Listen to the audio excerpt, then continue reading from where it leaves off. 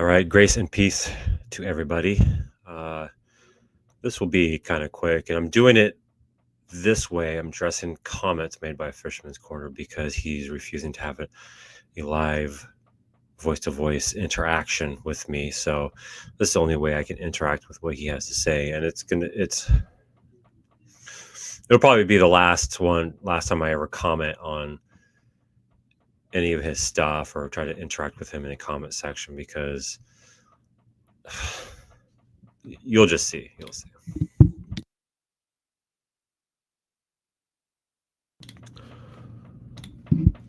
Let me share a screen.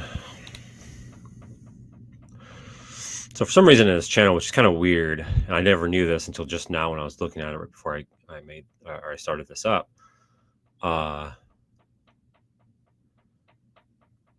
Join me as I share insights and humor from. So he was a Catholic, he was a Pentecostal, he was a Presbyterian, he was a Methodist, he was a Baptist, and he was non-denominational in his past. And how reading anti-SDA claims with their unchristian behaviors, which I don't know who he's talking about, leading me to. He claims it's me, but I'm not sure what unchristian behavior I had because the hypocrisy will show if he's saying that I am the one who's been unchristian in these last 3 years, then the very person who he has here as a link to either recommend or to go to is very unchristian a lot of the time with me in the past.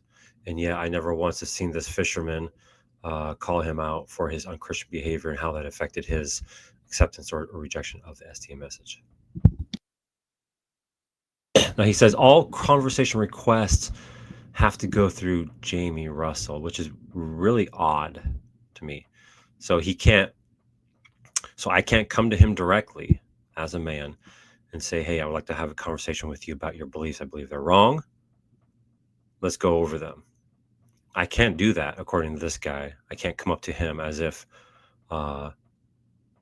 he's on this higher level than other people, and he's go through his servant Jamie or his peon or whatever the agreement is they have. I have no idea. It's very odd to me because StreamYard's free. I use StreamYard. It's absolutely free. I don't pay for it.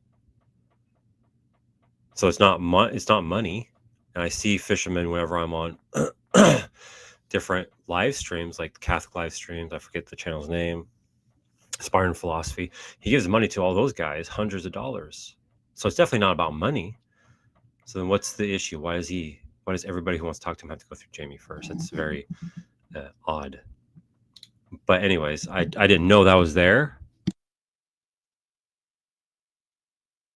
Even if I did, though, I would still go to him directly because that's goofy. But for some reason, I'm subscribed to his channel. I don't even remember subscribing to his channel. I'm going to unsubscribe just because his content's dumb.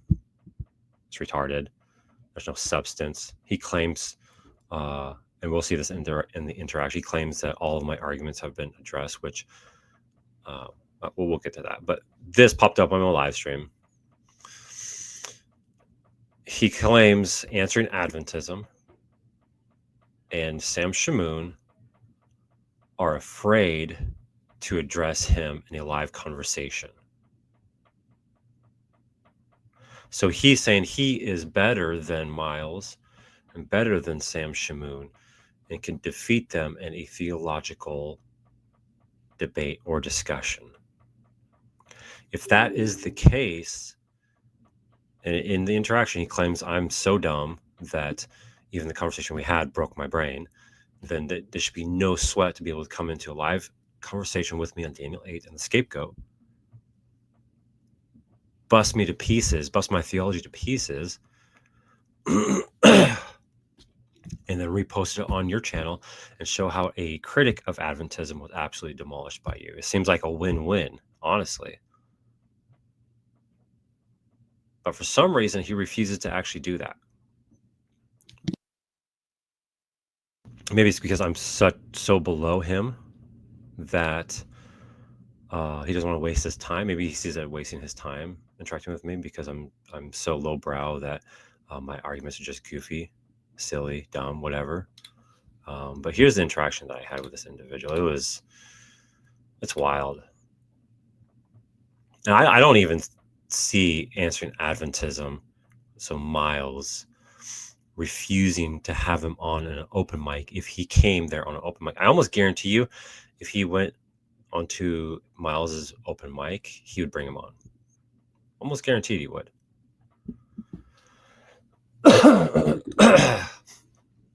So that's why I said, why haven't you joined his open mic stream? Because it seemed like dumb almost to post this, because in my mind I'm like, well, Miles has open mic streams every so often. Why not just join? Why doesn't Jamie and Fisherman join those and go on and talk with them? That's what gets charged towards me. It's like, well, why don't you go on Advent Defense League? Well, why isn't the same charge to these guys? Why don't you guys go on Miles's open mic and challenge him then? So it's legitimate to critique me and say that I'm not going on Advent Defense League open mics, so therefore I'm a coward or I'm scared or whatever it is. But these guys, no. These guys, Fisherman's Corner and Jamie, are not scared. It's a legitimate position not to go on Miles's open mic.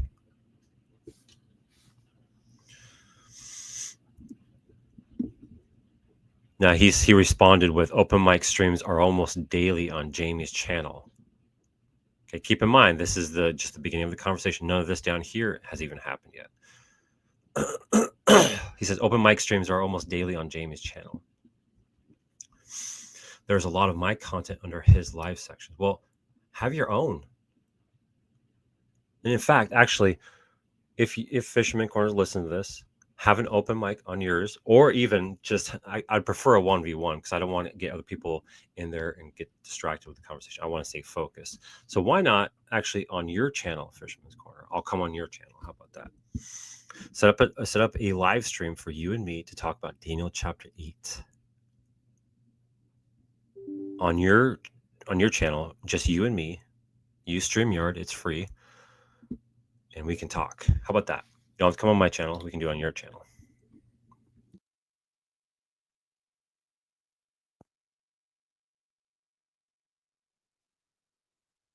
He says, there's a lot of my content under his live section. So I'm confused as to why he'd even bring this up when his post is about Miles being afraid of him. And I simply responded, why haven't you joined his open mics?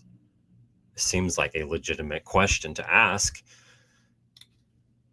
considering he's claiming Miles is afraid of him. And yet Miles has open mics and he never joins those open mics.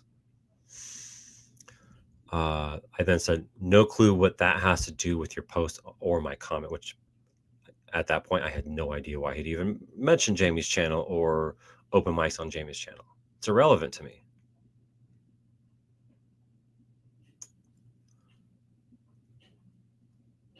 I'll ask again, why haven't you joined his, so Answering Adventist open mic live streams? Because he didn't answer my question. He ignored it or didn't care to answer it or whatever.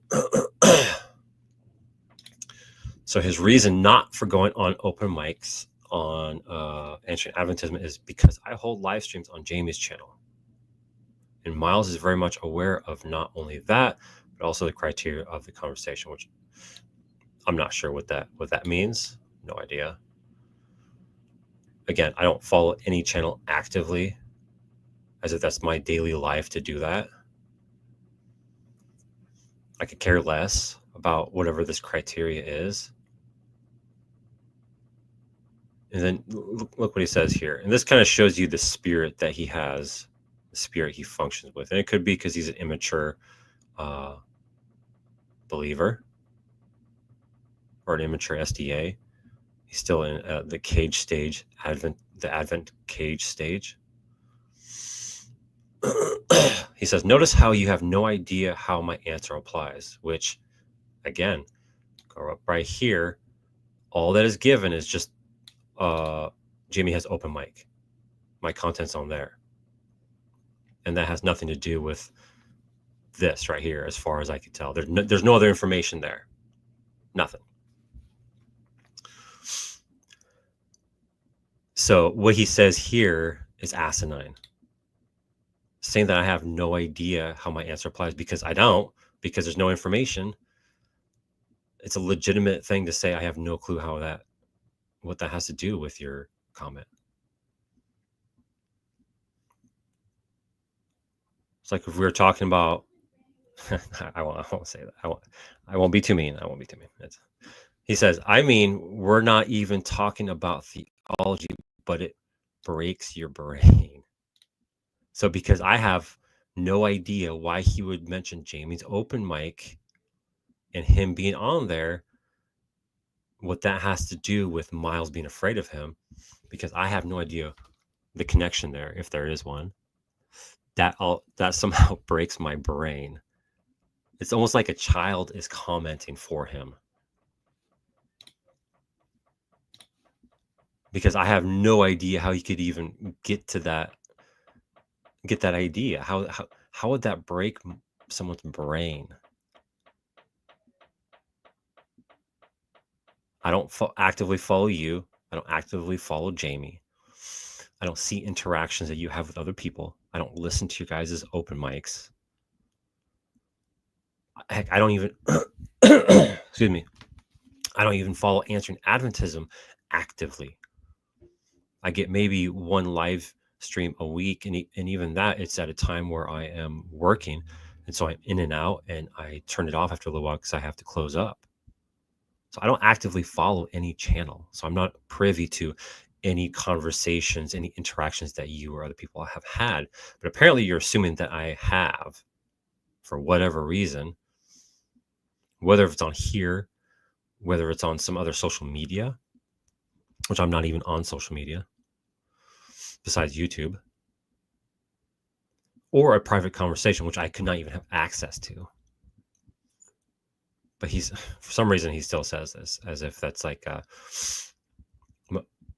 hopefully people who read this are not just blindly following this guy and believing what he's saying, because it's just dumb. He says, just think about that. Think. We're not even talking about theology, and yet you don't even know how to handle a conversation with the response you did not anticipate. So somehow I'm not handling a conversation when I simply said, no clue what this has to do with what Jamie's open mic has to do with your meme about Miles being scared of you. I'm still not even following the logic, to be honest with you. But I guess he tries to explain it here. And apparently I'm anticipating, so he's reading into my post a negative or a sinister agenda with my comments, when quite literally the only thing that was in my head was, well, that's weird. That's odd. Why would Miles be afraid of you? He has open mics. Why don't you join those? And that was quite literally the end of the thought process on this. And then I commented that question.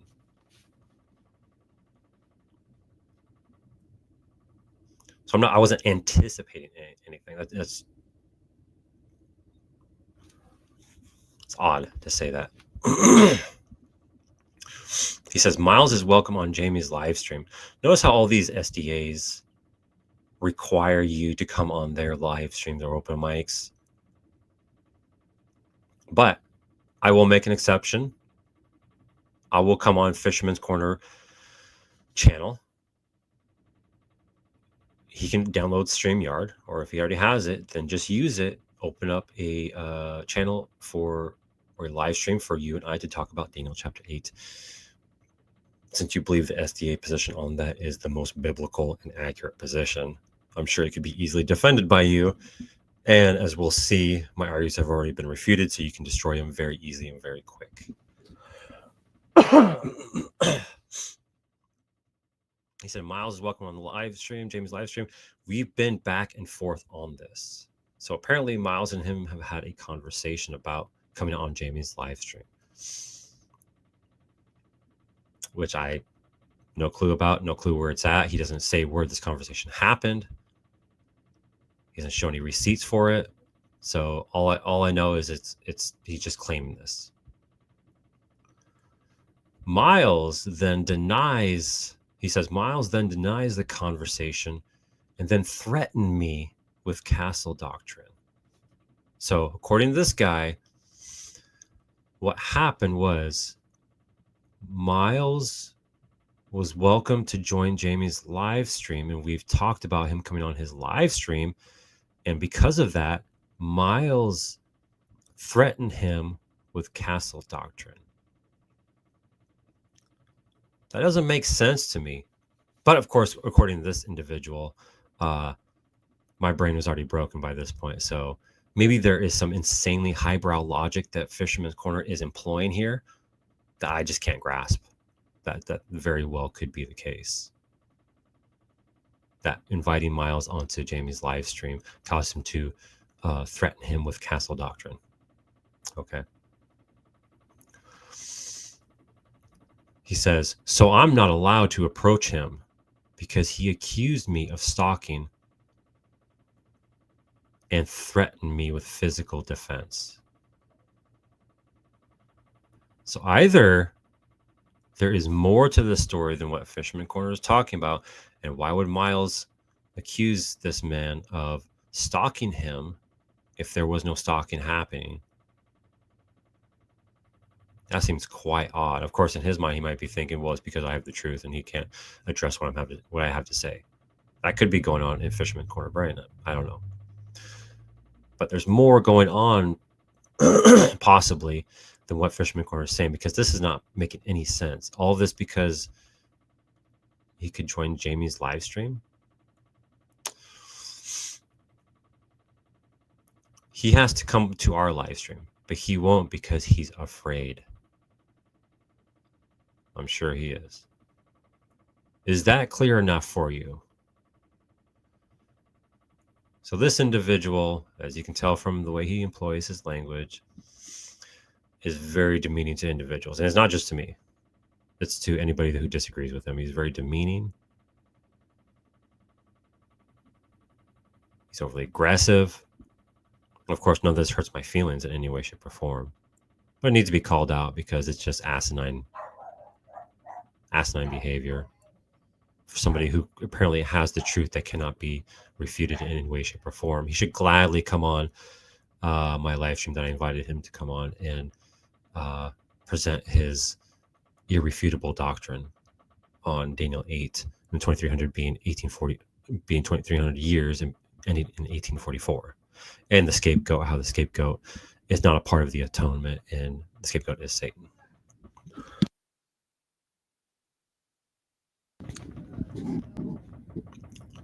I said interesting because none of that. Like I could just explain. I have no clue what he's talking about there.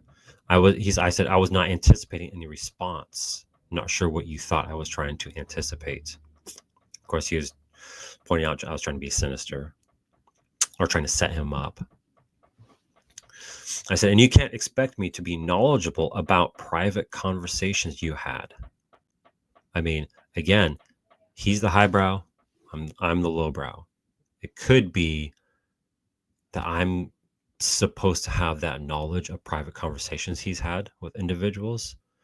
But since I'm a lowbrow, I just am not able to understand that. And that's why my brain is broken. But if I had a highbrow like him, maybe I could understand this better.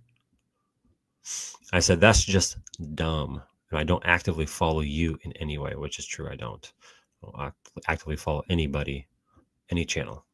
I just don't have the time. I said, but since you claimed that you are not allowed to go on his live streams, then surely you would want to discuss doctrine with someone as dumb as myself. So in other words, what I'm trying to say here is that from what Fisherman Corner claims, he tried to interact with Miles on doctrine, and whatever happened. And now Miles is afraid to interact with him. So he was willing to interact with Miles, who is way more intelligent than I am, way smarter than I am, and that's just a fact. And so it should be a no-brainer to want to come on and talk with me, who is not as intelligent as Miles, who you wanted to talk to destroy my position. And it is the Antiochus position of Daniel chapter 8. Surely you know that position and understand it well. You can refute it pretty well. You're free to join he said, you're free to, oh, no, wait, hold on. I said, I'm sure you could whip my butt on Daniel 8 and scapegoat doctrine. He said, you are free to join Jamie's live chat anytime. I'm not interested in joining Jamie's. He already offered, and I said, no, thanks. I've interacted with Jamie in the past. I don't really take him all that serious. He's a very intelligent person. I'm not saying he's dumb in any way, shape, or form. But I have interacted with him on Daniel chapter 8 multiple times. And my arguments were not refuted. And I can go over that if you want to present some information. Give me a video where he refuted my positions on Daniel chapter 8. And I will review them live. And I will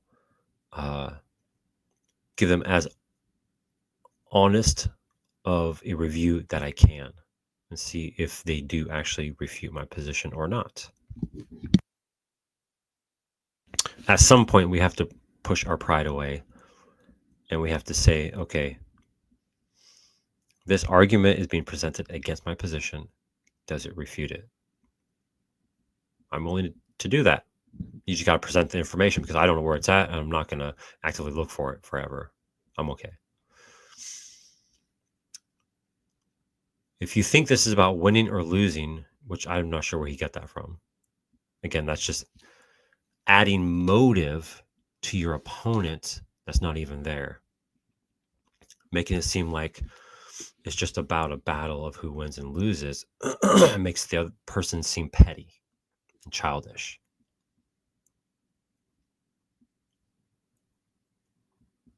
But apparently, if they do this with other Christian doctrine, it's not about winning or losing for them. See, all these excuses and all these reasons are easily refuted. They can just be used against them because they do the exact same things that I do and other Christians do. They're not any different. They're on here all the darn time discussing and debating with other people who are not who don't believe like them. He says that, excuse me. If it's about winning or losing for you, you've already lost. I've seen your arguments. Okay, so he's aware of my arguments.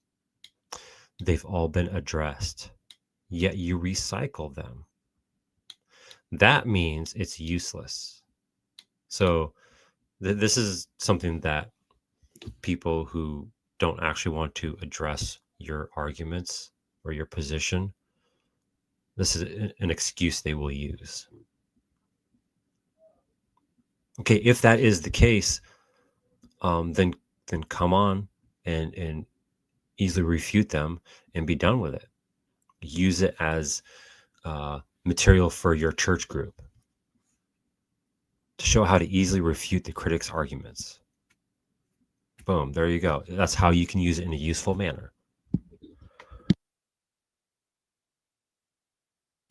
See, instead of being negative towards it and putting negative connotations to your opponent, be positive. Use it in a positive way. He says it's an issue of your heart, not an issue of intellectual honesty, which this person does not have that. If he does, I have not seen him use it or employ it. So then here it is again. It's always you are the one, because you reached out to me and asked me for a conversation on my beliefs. You are the problem. You have the heart issue. You're not right with God. Those kind of things are always seem to be employed to make the person that is addressing them look bad in the eyes of other people.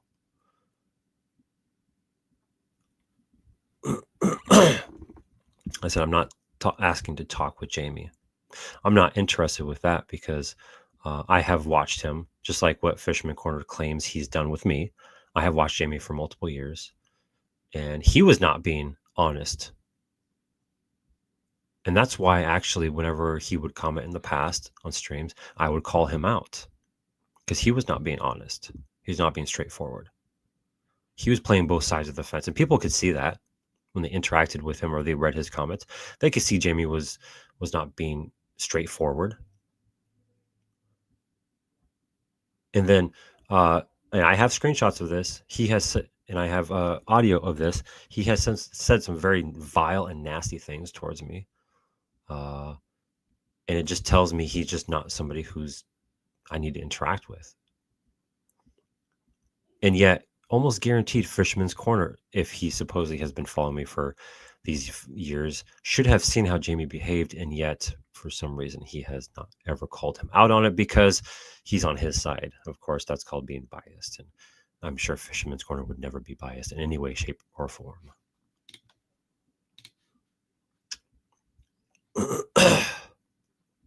I said, I'm not asking to talk with Jamie. I said, okay, if you could direct me, because this is the only way I'm going to get to interact with his arguments against my position. I said, okay, if you could direct me towards a video you did addressing my arguments, I'll review it. So in other words, fine, you don't want to have a live conversation, whatever. I'll do it on your channel if you want. But for some reason, you refuse to do that. So fine, direct me towards a video that you've done, and I will listen to your arguments in an open, honest manner and see if they actually do refute my position or my arguments. And I said, in fact, if you send me a video today, I will try to review it tonight, which I would have done right now. And he just simply says, again, it's in Jamie's live streams. If you want to talk to me it has to be through his live stream, that is a wild thing to do. If I want to talk to you, I have to go through another man? No. If we're going to talk, it's either on my channel or on your channel. It's going to be one-on-one. Why you need Jamie by your side, I have no idea. No idea what you guys' relationship is. I'm not interested in that. I could care less. But it's going to be either my channel or your channel, 1v1. But Jamie has like a million videos. I'm not going to go through each video and spend a week or two of my life just trying to find an argument that you present against my arguments, my position. And so I'm like, at this point, I'm getting the hint that he is using these excuses to just not interact with me. I said, make a community post linking the video where you address my argument. So I want to hear Fisherman's Corner address my argument specifically. And I'll listen to it and review the arguments. And he just goes, or just scroll through Jamie's live. Okay, because I'm sure there's a Jamie's live that says Fisherman's Corner addresses Sola Scriptura 21's arguments, and I can easily find that, right? Of course I can, and he knows that. He just wants to throw me on a wild goose chase so I can just leave him alone or whatever it is. Here, let me just reinforce what I'm saying. I know for a fact your comments have been addressed either by me or Jamie one way or another, so it doesn't matter. So apparently somewhere in the ether, known as Jamie's videos,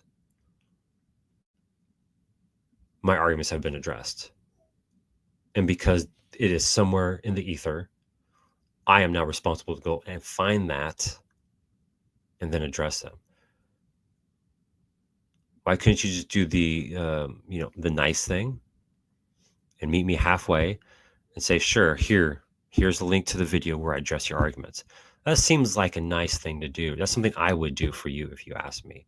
If you said, hey, if I was you being you right now and you were me and you were asking me for a video where I addressed your arguments, I would say, sure, it's right here. And I would link it. That's a nice thing to do. It's a courteous thing to do. But you don't seem to have any of that. You don't seem to have that spirit within you to be that way towards others. Now, I get it. Comments, right? We're men. We can be more aggressive and doesn't matter. But it really does seem like you're just trying to get out of not having a conversation because you don't have any arguments against my position. Because if you did, you'd either link the video, you'd be more than willing to link the video, or you'd be willing to go live with me, or could even just type them here and I would read them and review them.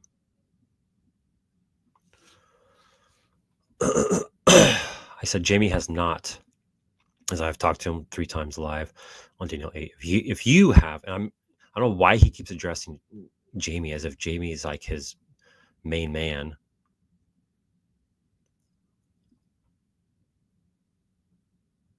Why not you, Mr. Fisherman's Corner? Why aren't you fishing for men? Because it is your job as the remnant elect of God in these end times to be destroying all these arguments.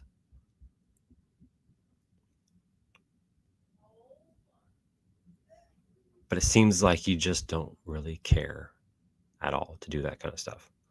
Or if you do, at least not with me, maybe with other people who are ignorant of your position. I said, if you have addressed my arguments and refuted them, I'll review them in as objective of a manner as possible. Just give me the link to which video it's on. That's all I'm asking for, as I'm not going to go through hundreds of videos on Jamie's channel. And now it's just simply Jamie has. That's why I know. So the truth, some of the truth finally comes out.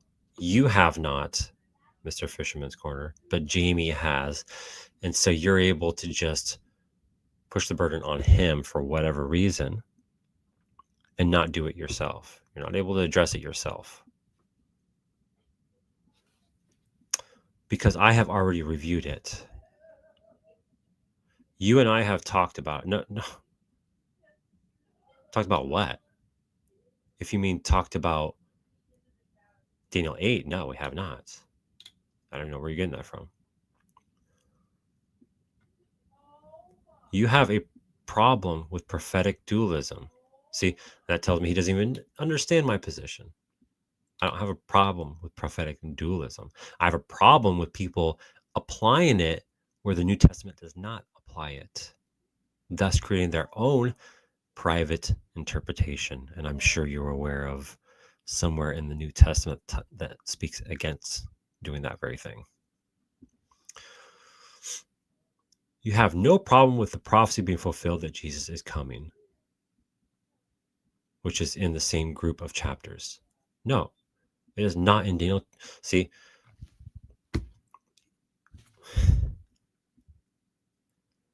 I know what he's saying, and I know where he's getting that from, but you don't know my arguments. If you're saying this kind of stuff, you're just ignorant of my position. So you deny prophetic dualism. The end. I like to give people a benefit of the doubt, but this guy is definitely ignorant. And he thinks hanging around Jamie makes him less ignorant or more knowledgeable or have a higher brow or whatever it is. But you can only hide behind Jamie for so long. Somebody's going to call you out. Somebody will catch you in a live stream or something or whatever and call your arguments out and refute them because they are refutable. Denying prophetic dualism means you deny a fundamental tenet of Judaism and Christianity interpretive lens, which I'm not sure what Judaism has to do with this at all. But I don't deny prophetic dualism. So, with that being said, that is the interaction, and that may just very well be the last interaction I have with that individual. It was pretty wild, pretty goofy, pretty dumb. Because all of that could have been avoided if he just from the start would say, look, dude, your arguments have been refuted. Here is the link to the video where I refute them. Go have fun with that video. See, if he just said that, I'd be like, okay, and I'd watch it. And then I'd probably do a live stream and address him or accept him. But he has to do all this like gaslighting and all this talking down to me and all this unchristian behavior towards somebody who has not been like that towards you.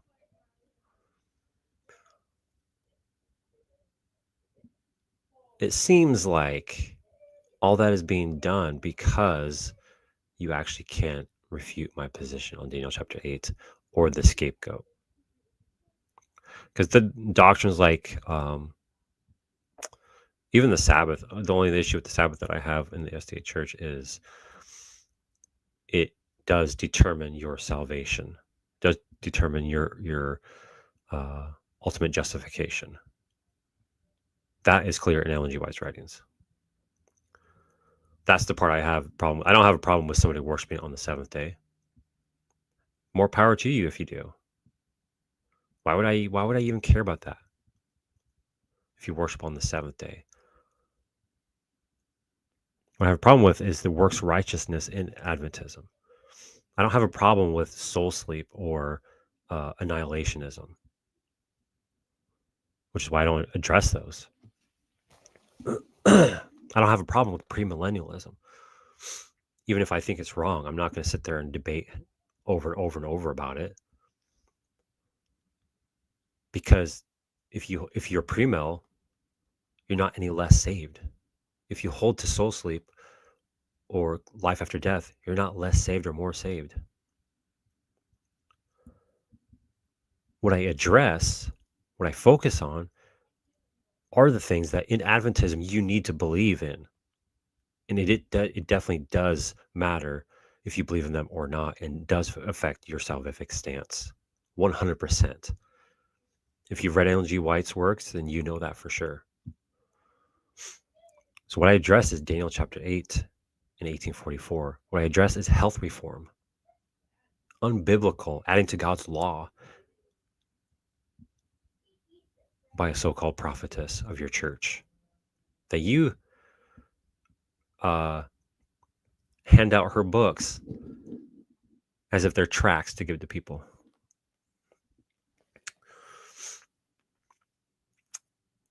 I address scapegoat doctrine because, in fact, it does have Satan participating in the atonement of Christ. Does not matter how many of your theologians, does not matter how many of your pioneers say it doesn't, just because they give it a new interpretation and handle the text a different way, does not mean it does not.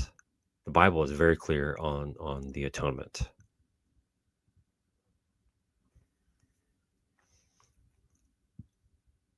So if you are Mr. Fisherman's Corner, this confident about your church's position on these doctrines, why not just come on and we can talk about them? Why not discuss them with somebody that you claim had his brain broken in a conversation about Miles being afraid of you? Seems like a cakewalk to me. Seems like a win-win situation for you. And an easy loss for me, right? Or a big loss for me. So I'm going to leave it at that. I think I've made my point pretty clear.